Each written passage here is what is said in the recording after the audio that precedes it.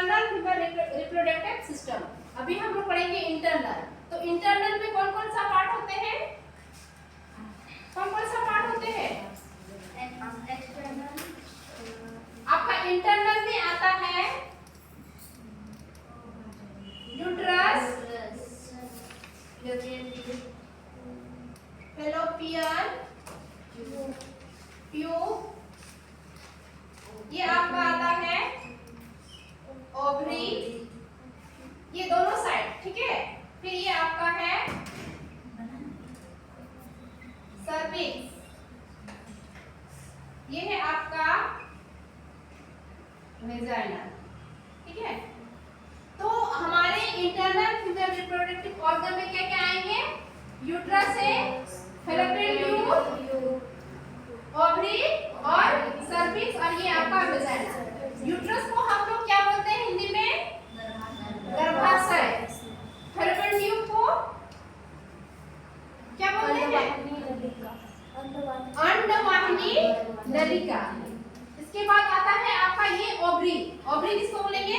अंडाशय, जहां पर अंडाणु तैयार होते हैं।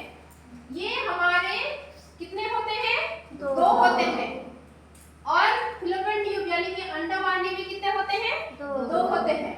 और एक इंटरनल आपका सर्विक्स होता है और एक होता है वेजाइना, ठीक है। तो इसी यूट्रस में ही क्या होता है? फीटस ग्रो करते हैं, बड़े होते हैं। क्या होते हैं? बड़े होते हैं, विकसित होते हैं। और ये हमारा जो ओवरी है, इस ओवरी में ही क्या बनते हैं? अंडाणु। क्या बनते हैं? अंडाणु।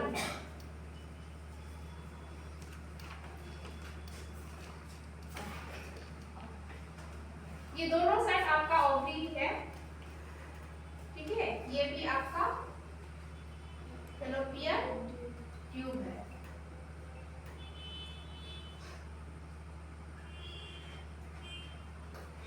जब हम लोग का पीरियड्स होता है हर महीना, तो ये अंदर का वाल जो ये इसमें गर्भाशय में 3 आपका लेयर पाए जाते हैं। कितने लेयर पाए जाते हैं?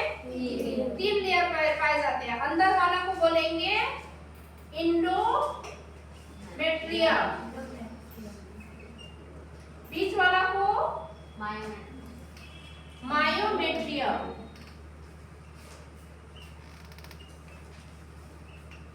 बाहरी वाला को पेरीमेट्रियम। जैसे हम लोग हृदय में पढ़े थे, हार्ट में पढ़े थे 3 लेयर, उसमें वो हृदय होने के चलते वो क्या है? कार्डियम, इंडोकार्डियम, पेरिकार्डियम और मायोकार्डियम। लेकिन यहाँ आपका यूट्रस में क्या है? वही चीज है, लेकिन इसमें क्या है? आपका इंडोमेट्रियम, मायोमेट्रियम और पेरीमेट्रियम। अंदर वाला परत को क्या बोलेंगे? इंडोमेट्रियम। जब हम लोग का पीरियड्स होता है हर महीना, उसमें यही इंडोमेट्रियम वाल क्या होता है? टूटता है। अंदर वाला जो वाल होता है वो हार्मोन्स की वजह से क्या होता है? ये गद्देनुमा परत बनता है। कौन सा वाल? आपका इंडोमेट्रियम वाल, यानी कि वो परत क्या होता है? गद्देनुमा। हार्मोन्स की वजह से गद्देनुमा वो परत बनते हैं।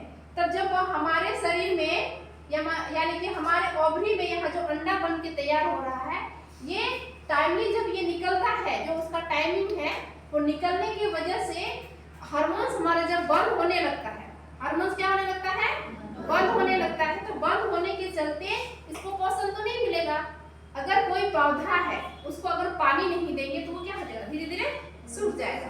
तो इसी तरह जो यहाँ पर हार्मोन्स की वजह से गद्देनुमा जो परत बन रहे थे इंडोमेट्रियम वाल में, तो वो क्या होगा? उसको कोई पोषण नहीं मिल रहा है, हार्मोन्स नहीं मिल पा रहा है। तो बाद में क्या होता है? ये झड़ता है, रोता है, ठीक है। तो झड़ने की वजह से ये क्या होता है? ब्लीडिंग के रूप में कहाँ से चल जाता है? वेजाइना के थ्रू वो बाहर हमारे शरीर में निकल जाते हैं। तो जैसे हम लोग को पीरियड्स के टाइम बहुत ज्यादा किसी को पेट में यानी कि गर्भाशय में दर्द महसूस होता है, तो वो दर्द हम लोग को ये जब इंडोमेट्रियम वाल जब टूटता है, तो इसी की वजह से क्या होता है? हम लोग को थोड़ा सा पेनफुल महसूस होता है।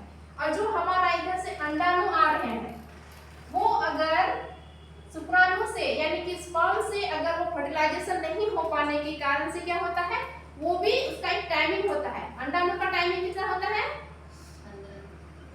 3 दिन 72 घंटे तक वो जीवित रह सकते हैं, इसके बाद वो डिस्ट्रॉय हो जाते हैं। तो वो जैसे ही ये फ्लैपेंड ट्यूब में उनका मिलन होता है, फर्टिलाइजेशन क्या होता है, फ्लैपेंड ट्यूब में, लेकिन नहीं हो पाने के कारण क्या होता है, ये भी डिस्ट्रॉय हो जाते हैं, मर जाते हैं और किसके थ्रू निकल जाते हैं बाहर, किसके थ्रू, आपका जो ये एंडोमेट्रियम वॉल तो टूट गया ना, उसको ये नहीं मिल पा रहा है, पोषण नहीं मिल पाने के कारण से वो भी किसके साथ बाहर निकल जाता है, विजाइना के थ्रू, आपका ब्लीडिंग होते हुए, ठीक है। यहाँ वॉल जो टूट रहे हैं इसकी वजह से क्या होता है, वो निकल जाते हैं। तो इधर से जब स्पर्म आते हैं, यानी कि स्पर्म मींस शुक्राणु जब आते हैं और इधर से जब ओवरी से अंडाणु निकलते हैं, तो इन लोगों का निषेचन यानी कि फर्टिलाइजेशन यानी कि उसको बोलेंगे मिलन कहाँ होता है, फ्लैपेंड ट्यूब में। इस जगह क्या होता है, मिलते हैं। यहीं पर फर्टिलाइजेशन या निषेचन होने के बाद ये जब एक सेल से जब सेल का डिवीजन वहां होने लगता है, तो वो धीरे धीरे वो क्या होता है, फिर वो नीचे ग्रो करके नीचे कहाँ आते हैं, आपका यूट्रस में। यूट्रस में ही ना फीटस बड़े होते हैं, यानी कि शिशु का विकसित कहाँ होता है, गर्भाशय में। तो यहाँ पर क्या होता है, यहाँ पर आने के बाद वो धीरे धीरे उसका जो ये होता प्रोसेस होता है, प्लेसेंटा बनता है, प्लेसेंटा बनने के बाद जो भी प्रोसेस होता है कहाँ होते हैं, यूट्रस में होते हैं। अगर किसी कारणवश अगर इसका यहाँ पर जैसे फर्टिलाइजेशन हुआ, निषेचन होने के बाद ये इधर नहीं आ पाता है, किसी कारण नहीं नीचे आ पाता है, तो क्या होता है, यहीं पर बच्चा बड़ा होने लगता है, शिशु फीटस क्या होता है, बड़ा होने लगता है। तो हमारा जो फ्लैपेंड ट्यूब है वो कितना पतला होता है, बहुत पतला होता है। एक मुर्गी का क्या बोलेंगे, एक मुर्गी का जो ये रहता है ना, छोटी आंत उसकी तरह होता है। तो इतना पतला पाइप में क्या आपका शिशु वहां पर फीटस बड़ा हो सकता है, नहीं हो सकता है। तो क्या हो जाएगा, 1 महीना के अंदर ही वो फट सकता है।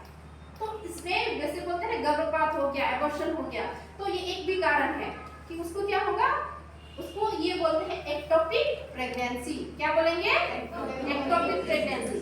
अगर फीटस का विकसित या ग्रो अगर पाइप में ही हो जाता है, कहाँ हो जाता है, पाइप में ही हो जाता है, तो उसको बोलते हैं एक्टोपिक प्रेगनेंसी। ये बहुत ही रेयर केस में होता है, ये जनरल में होता नहीं अधिकतर, लेकिन बाय चांस कभी किसी का हो जाता है। तो एक्टोपिक प्रेगनेंसी का आपको कैसे पता चलेगा कि मेरा फीटस फ्लैपेंड ट्यूब में ही बढ़ रहा है, तो ये आपको पता चलेगा जैसे आप कंसीव होते हैं, फर्टिलाइजेशन होता है, तो उसमें क्या होता है, बहुत ज्यादा आपको पेन करेगा, पेनफुल होगा, और 1 महीना के अंदर ही आप जब जांच कराते हैं, 1 महीना के अंदर ही या तो आपको ब्लीडिंग थ्रू निकल जाता है, क्योंकि ये फट जाता है, पाइप पतला सा है तो क्या होगा, फट जाएगा, यहाँ ये फट जाता है, ठीक है।